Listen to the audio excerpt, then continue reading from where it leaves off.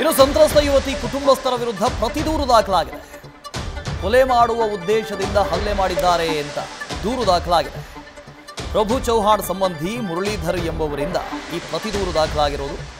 ಯುವತಿ ತಂದೆ ಸೇರಿ 8 ಜನರ ವಿರುದ್ಧ ಪ್ರಕರಣ ದಾಖಲಾಗಿದೆ. ಜುಲೈ 5ರಂದು 30ಕ್ಕೂ ಹೆಚ್ಚು ಜನ ಮನೆಗೆ ನುಗ್ಗಿ ಹಲ್ಲೆ ಮಾಡಿದರು. ನಿನ್ನೆ ಹಲ್ಲೆ ಕುರಿತು ದೂರು ದಾಖಲಿಸಿದರು ಪ್ರಭು ಚೌಹಾಣ್ ಸಂಬಂಧಿ. ಒಂದು ಕಡೆಯಿಂದ ದೂರ ಆಗಿದೆ, ಇನ್ನೊಂದು ಕಡೆ ಪ್ರತಿದೂರ ಆಗಿದೆ. ಅವರು ಅತ್ಯಾಚಾರ ಮೋಸದ ಕೇಸನ್ನು ದಾಖಲು ಮಾಡಿದ್ದಾರೆ.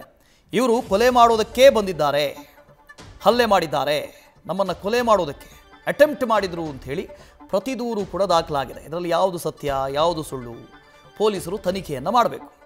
ಒಂದು ವೇಳೆ ಯಾರೋ ಒಬ್ಬಳು ಯುವತಿ ನನ್ನ ಮೇಲೆ ಅತ್ಯಾಚಾರ ಆಗಿದೆ ಅಂತ ಹೇಳೋದಿದೆಯಲ್ಲ, ಅದೇ ದೊಡ್ಡ ವಿಚಾರ.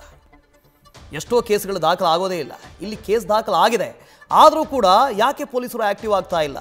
ಶಿವಾನಂದ್ ಇದ್ರ ಬಗ್ಗೆ ಹೆಚ್ಚಿನ ಡೀಟೇಲ್ಸನ್ನು ಕೊಡ್ದು ಹೋಗ್ತಾರೆ. ಶಿವಾನಂದ್, ದೂರ ಆಗಿದೆ, ಪ್ರತಿದೂರು ಕೂಡ ದಾಖಲಾಗಿದೆ. ಸದ್ಯ ಸ್ಟೇಟಸ್ ಏನು ತನಿಖೆದು, ಜೊತೆಗೆ ಪೊಲೀಸರು ಇಷ್ಟೊಂದು ಡಿಲೇ ಮಾಡ್ತಾ ಇರೋದು ಯಾಕೆ ಅಂತ? ಈಗಾಗಲೇ ಏನೋ ಮಾಜಿ ಸಚಿವ ಪ್ರಭು ಚೌಹಾಣ್ ಪುತ್ರ ಪ್ರತೀಕ್ ಚೌಹಾಣ್ ವಿರುದ್ಧ ಯುವತಿ ಏನೋ ಗಂಭೀರ ಆರೋಪ ಮಾಡಿ ಪ್ರಕರಣ ದಾಖಲಿಸಿದ್ದಾಳೆ. ಆದ್ರೂ ಕೂಡ ಇದುವರೆಗೆ ಪ್ರತೀಕ್ ಚೌಹಾಣ್ ಕುರಿತಾಗಿ ಯಾವುದೇ ಕ್ರಮಕ್ಕೆ ಮುಂದಾಗದೇ ಇರೋದು ವಿಪರೀತ ದುರಂತ ಅಂತ ಹೇಳ್ಬೋದು. ಈಗಾಗಲೇ ಪೊಲೀಸ್ ಇಲಾಖೆ ಕುರಿತಾಗಿ ಯಾವುದೇ ರೀತಿಯ ಮಾಹಿತಿಯನ್ನಾಗ್ಲಿ ಏನೋ ಹೇಳಿಕೆಗಳನ್ನ ನೀಡ್ತಾ ಇಲ್ಲ. ಇದೊಂದು ಏನೋ ಇದಕ್ಕೆ ಕಾರಣ ಆಗಿರುವಂತದ್ದು. ಈಗ ಜೊತೆಗೆ ಇವತ್ತು ಏನು ಯುವತಿ ಏನಿದ್ದಾಳೆ, ಸಂತ್ರಸ್ತ ಯುವತಿ ಪ್ರಭು ಚೌಹಾಣ್ ವಿರುದ್ಧ ನಿನ್ನೆ ಆರೋಪ ಮಾಡಿದ್ರು ಮಾಜಿ ಸಚಿವ ಪ್ರಭು ಚೌಹಾಣ್ ಅವರು. ಯುವತಿ ಈಗಾಗಲೇ ಬೇರೆ ಜೊತೆ ಚಾಟಿಂಗ್ ಮಾಡ್ತಾ ಇದ್ದು, ವಿಡಿಯೋ ಕಾಲ್ ಇತ್ತು, ಹೀಗಾಗಿ ಅವಳ ನಡತೆ ಸರಿಯಿಲ್ಲ ಎನ್ನುವಂತ ಒಂದು ಆರೋಪವನ್ನ ಮಾಡಿದ್ರು.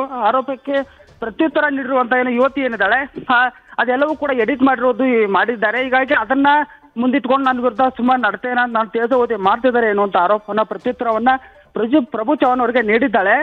ಜೊತೆಗೆ ಇನ್ನು ಅದ್ರ ಜೊತೆಗೇನೆ ಪೊಲೀಸ್ ಇಲಾಖೆ ವಿರುದ್ಧನೂ ಕೂಡ ಇನ್ನು ಯುವತಿ ಆರೋಪನ ಆಕ್ರೋಶ ಹೊರಹಾಕಿರುವಂತದ್ದು.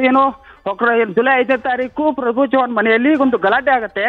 ಆ ಗಲಾಟೆ ದಿನ ದೂರು ಕೊಡೋಕೆ ಹೊಕ್ರಾಣ ಪೊಲೀಸ್ ಸ್ಟೇಷನ್ಗೆ ಹೋದ್ರೆ ಪೊಲೀಸ್ ಸಿಬ್ಬಂದಿ ಅಂದ್ರೆ ಅವ್ರಿಗೆ ಕಂಪ್ಲೇಂಟ್ ತೆಗೆದುಕೊಂಡಿಲ್ಲ ಎನ್ನುವಂತ ಆರೋಪವನ್ನು ಕೂಡ ಈಗಾಗಲೇ ಯುವತಿ ಮಾಡಿರುವಂತದ್ದು. ನಾವತ್ತು ನಮಗೆ ಧಮಕಿ ಹಾಕಿ ನಮ್ಮನ್ನ ಹೊರಗಳಿಸಿದ್ದಾರೆ ಎನ್ನುವಂತ ಮಾತನ್ನ ಈಗಾಗಲೇ ಹೇಳಿರುವಂತದ್ದು. ವಾಸುದೇವ್.